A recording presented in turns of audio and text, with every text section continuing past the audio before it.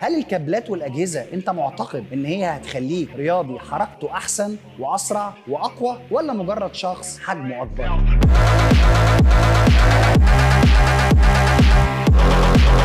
التمارين الحرة المركبة زي السكوات، زي الديد ليفت، زي الميليتري بريس، كلها من التمارين القوية اللي احنا اتكلمنا عنها وقلنا ان هي بتشغل اكتر من عضلة واكتر من مفصل وليها فوائد عظيمة كتير. لكن لازم نقول الحقيقة، التمارين دي بتتحدى التوازن بتاعك وانت بتأديها. فالمدرسة الحديثة في كمال اجسام بتميل ان انت تتجنب التمارين اللي بتتحدى اتزانك. بمعنى، أنا لو بلعب اكتاف بالبار وأنا واقف، بدل ما أنا أقعد أرهق نفسي وأرهق جسمي في إن أنا أحافظ على التوازن بتاعي وأشد الكور وأشد الجلوتس وأحاول أعمل الأداء بطريقة صحيحة، وممكن ده كله يأثر عليا في النهاية إن أنا ما أقدرش أطلع كل الطاقة اللي عندي في اتجاه الوزن، ويكون جزء كبير من الطاقة بتاعتي تم تهديره علشان أظبط كل الحاجات دي مع بعض. فأنت لو مهتم بالحجم وشكل العضلات، الأجهزة اتعملت ليك.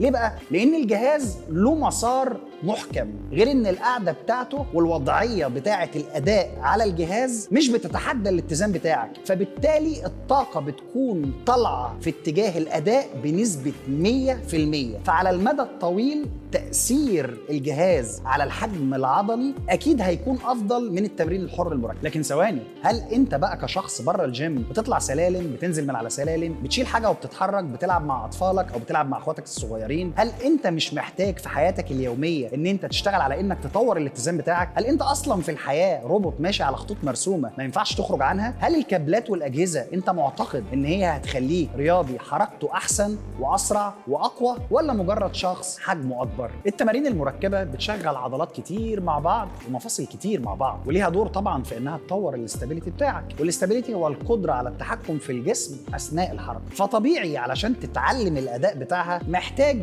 تاخد وقت اكبر، محتاج تجرب، ومحتاج حد يعلمهولك، محتاج ان انت تقعد فتره اصلا تجرب ان انت تتقن الاداء بدون وزن، وبعدين تبدا تختار الوزن المناسب تدريجي لحد ما توصل ان انت تأديه بشكل صحيح. المشكله وانت بتأدي التمرين ده بتحتاج ان انت تحافظ على البوستشر بتاعك، وده نتيجه ان مركز ثقل الجسم بيتحرك نتيجه للحركه بتاعه الوزن وانت بتأدي التمرين. فطبيعي ان انت بتحاول تحافظ عليه، فده بيستهلك منك مجهود اكبر، بتحتاج تشغل عضلات اكتر، وطبعا تركيز وصبر علشان تتقنه. طبعا بقى وانت بتلعب على الكابل او بتلعب ليج اكستنشن مفيش اي تحدي لوضعيه جسمك ولا في الكلام اللي انا قلته ده، فطبيعي ان يكون اداء التمرين اسهل بالنسبه لك انك تتعلمه، واسهل انك تأديه، واسهل انك تطلع فيه طاقه اكبر، فبالتالي على تأثير الحجم بيكون افضل. طب ما كده التمارين الحره المركبه وحشه بقى، ما نلعبهاش ونلعب اجهزه؟ لا ثواني، ليه بقى لازم تلعب اصلا تمارين حره مركبه؟ وليه لازم يتم الدمج ما بين الاجهزه وما بين التمارين الحره المركبه؟ عشان التمارين الحره المركبه ببساطه هي تمارين وظيفيه انت بتستخدمها على مدار يومك. يعني السكوات ده كانك قاعد على الكرسي ومثلا شايل طفل صغير وبتقوم بيه من على الكرسي. ميليتري بريس كانك شلت شنطه تقيله من على الارض وبترفعها فوق الدولاب. ديد ليفت كانك بتشيل كيسه من على الارض فجاه. فالتمارين دي لو انت بتتفاداها في الجيم علشان انت خايف تتصاب، فانت ممكن تتصاب في حياتك اليوميه اصلا بره الجيم. فالصح ان التمارين دي انت ما تهربش منها وتحاول تتعلمها وتتعلم الاداء الصحيح بتاعها، وبعد كده ابدا زود فيها تدريجي، لان كمان ليها ميزه فاعليه الوقت في التمرين. فكره ان هي بتستهدف اكتر من عضله واكتر من مفصل، وانت لو مش متاح ليك ان انت تتمرن في الاسبوع اكتر من مره، فبتكون اختيار جميل جدا ان انت تقدر تصمم بيها الجدول التدريبي بتاعك. الميزه الثانيه ان هي مش بتحتاج ان انت اصلا تروح جيم، انت ممكن تجيب طارات ودمبلز وتجيب بار وتتمرن التمارين دي في بيتك وتعمل تمرينه فعاله وقويه جدا. الحاجه الثانيه انها من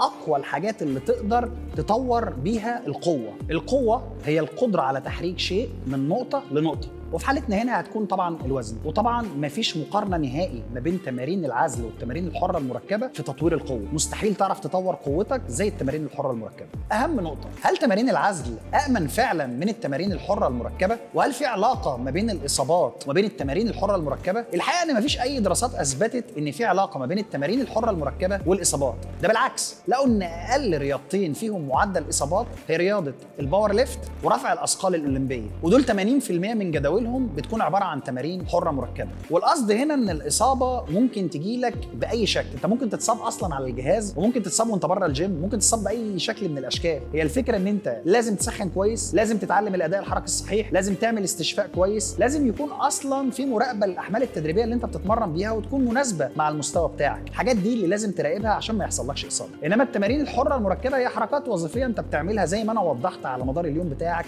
بصوره عاديه جدا. يعني انت مثلا لو عايز تحمي نفسك من الاصابه وانت بتوطي تشيل حاجه تقيله من على الارض، انت مش محتاج ان حجم عضلات اللاتس عندك تكون كبيره، انت محتاج ان فقراتك تكون اقوى، كثافه العظم عندك تكون اقوى، الاربطه تكون اقوى، ظهرك نفسه يكون اقوى، واخيرا عضلاتك طبعا تكون قويه، مش فكره ان حجمها يكون كبير وخلاص. فاكيد لما تكون متدرب على انك توطي تشيل من على الارض 100 كيلو او 150 كيلو، اكيد مش هيحصل لك اصابه لما تشيل شنطه من على الارض. وبنشوف نماذج كتيره في الجيم لابطال كبار بيتمزقوا باوزان بسيطه، ودي بتحصل وحصلت قدامي كتير. فالقصد وانت شغال على انك تطور حجم عضلاتك، اهتم ان انت تحسن جوده الحركه بتاعتك، اهتم ان انت تطور التوافق العضلي العصبي، اهتم ان انت تطور القوه بتاعتك. في حاجات كتيره جدا ممكن تعملها وانت بتتمرن عادي وتحقق معاك نفس النتيجه على مستوى الشكل، لكن في النهايه تخلي حياتك بره الجيم احسن. وفي نهايه الفيديو حابب اعرف منك، بتحب الاجهزه اكتر ولا التمارين الحره؟